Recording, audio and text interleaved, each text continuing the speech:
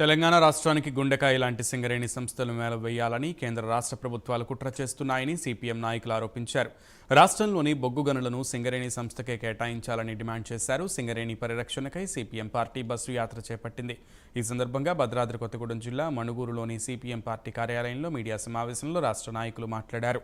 దేశ సహజ సంపదను కేంద్ర రాష్ట్ర ప్రభుత్వాలు కార్పొరేట్ సంస్థలకు అప్పగించబోతుందని, సింగరేణి ప్రాంతంలోని శ్రావణపల్లి బొగ్గు బ్లాక్ను వేలం పెట్టిందని వారు మండిపడ్డారు.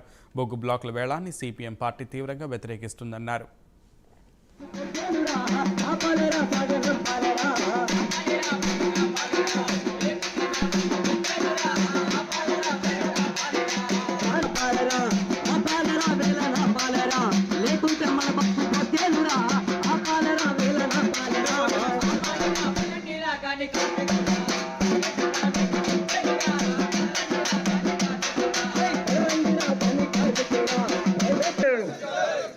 Okay, thank you.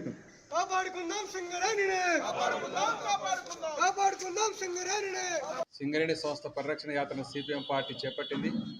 ఈ సందర్భంగా ప్రధాన సమస్యలు ఒకటి బొగ్గు బ్లాకులు సింగరేణి కేటాయించాలనేది, రెండవది వేలంపాట రద్దు చేయాలని చెప్పేసి డిమాండ్ చేస్తున్నాం.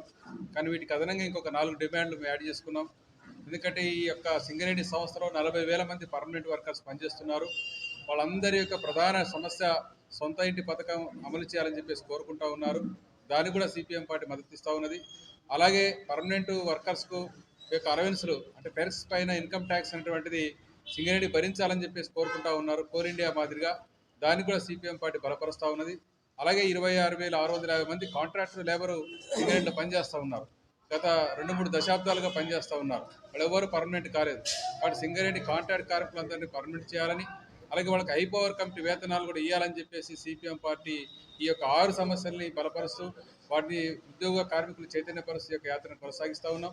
సింగరేణి సంస్థ